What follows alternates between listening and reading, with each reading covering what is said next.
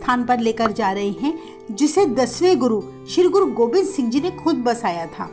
ये ऐसा स्थान है जहाँ पर जाप साहिब, चंडी दीवार, दशम ग्रंथ, विचित्र नाटक जैसी महान रचनाएं लिखी गई। जिस स्थान पर गुरु गोबिंद सिंह जी के सबसे बड़े पुत्र साहिबजादा अजीत सिंह जी का जन्म हुआ था, जहाँ गुरु गोबिंद सिंह जी ने पीर बुद्धू शाह को अपने पवित्र केश, कंघा और कृपाण भेंट किए थे।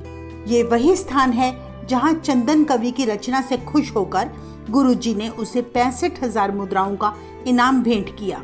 इसके साथ ही वीडियो के अंत में हम इस स्थान से जुड़ी बेहद हैरान करने वाली घटना को बताएंगे, सो आप सब वीडियो के अंत तक बने रहें।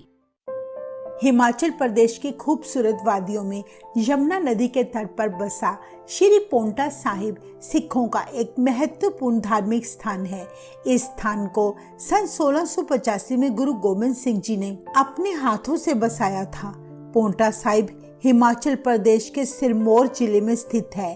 इस रियासत को पहले नाहन के नाम से जाना जाता था। कहते हैं कि गुरु गोबिंद सिंह जी का इस स्थान से बहुत गहरा रिश्ता था।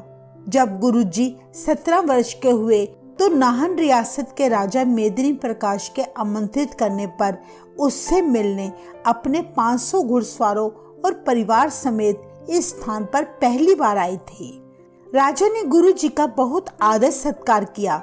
उसने गुरुजी के आगे प्रार्थना की कि हे सद्गुरु जी, मेरे दिल की इच्छा है कि आप इस पूरे नगर का चक्कर लगाने की कृपा करें, इस भूमि के कण कण में पवित्रता बख्शे। राजा की प्रार्थना स्वीकार करके गुरु गोबिंद सिंह जी ने तब पूरे शहर का चक्कर लगाया।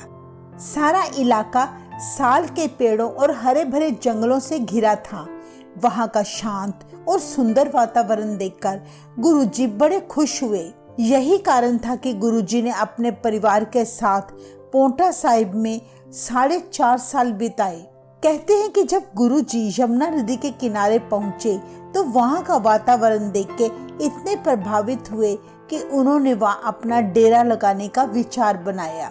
राजा मेदिनी ने गुरुजी की आज्ञा अनुसार उनके डेरे का सारा प्रबंध करवाया। गुरु गोबिंद सिंह जी ने श्री आनंदपुर साहिब की धरती से यहाँ आकर अपने पांव टिका दिए। पांव टिकाए शब्द से ही इस स्थान का नाम पोंटा साहिब रखा गया। पोंटा साहिब चंडीगढ़ से करीब 119 किलोमीटर की दूरी पर स्थित है। इतिहास में दर्ज है कि गुरु गोबिंद सिंह जी ने पोंटा साहिब रहते हुए बहुत से साहित्य और गुरबानी की रचनाएं लिखी।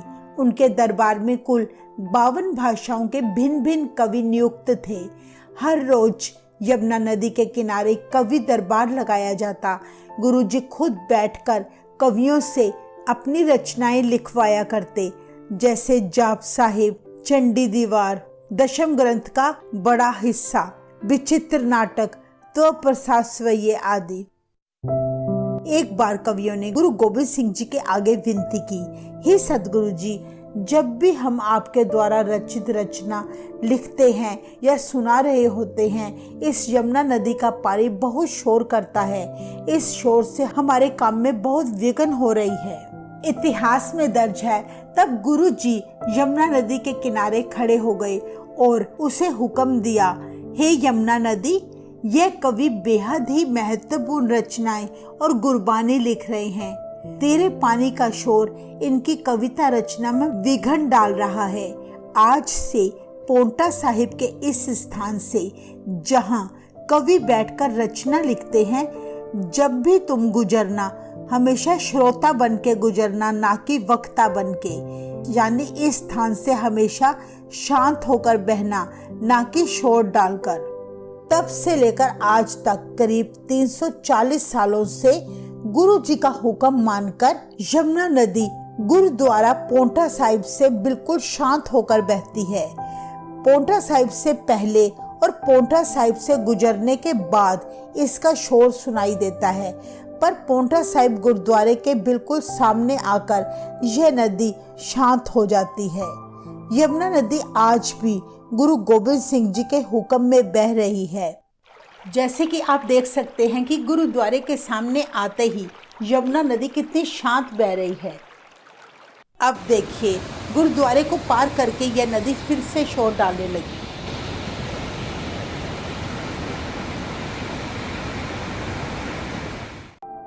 यह नज़ारा सच में बहुत हैरान करने वाला है। जो भी इस स्थान पर आता है ऐसा अद्भुत दृश्य देखकर दंग रह जाता है।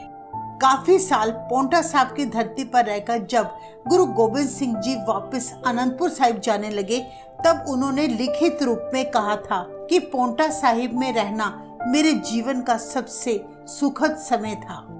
यमुना नदी के तट पर बसा यह गुरुद्वारा विश्व भर में प्रसिद्ध है। यहाँ पर भारत से ही नहीं बल्कि दुनिया भर से श्रद्धालु आते हैं।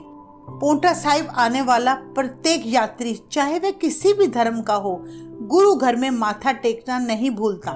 हर साल होला मोहल्ला पर्व यहाँ बहुत श्रद्धा और जोश से मनाया जाता है, जिसमें सभी धर्मों के लोग बहुत बढ़ चढ़कर भाग लेते हैं। श्री पोंटा साहिब से करीब 18 किलोमीटर की दूरी पर स्थित गुरुद्वारा तीरगढ़ी साहिब सुशोभित है। ये वो स्थान है जहां ऊंचे टीले पर खड़े होकर दशमेश पिता गुरु गोबिंद सिंह जी तीर चलाते हुए दुश्मन सेना की फौजों का सामना करते रहे हैं। गुरु गोबिंद सिंह जी के द्वारा तीर चलाने के कारण ही इसे तीरगढ़ी कहा गया है। पोंटा साहिब से 5 किलोमीटर की दूरी पर निहालगढ़ गांव में स्थित गुरुद्वारा शेरगाह साहिब स्थित है। इस स्थान पर गुरु जी ने नाहन रियासत के राजा मेदिनी प्रकाश और राजा गढ़वाल फतेहचंद के सामने उस आदमखोर शेर को तलवार से मारा था, जिसने वहां के इलाके का बहुत जानी नुकसान किया था। कहा जाता है कि वह शेर पिछले जन्म में जयद्रथ था, जिसने अभिमन्यु को महाभारत की जंग में धोखे से मारा था और अब शेर की जूनी भुगत रहा था। गुरु जी ने उस शेर को मारकर उसकी मुक्ति इसी स्थान पर की थी, इसीलिए इस जगह का नाम शेरगाह रखा गया। पोंटा साहिब के आसपास गुरु गोबिंद सिंह जी से जुड़े ऐसे और भी बहुत से गुरुद्वारे हैं, जिनमें से हमने कुछ ही गुरुद्वारों का इतिहास आपको बताया है।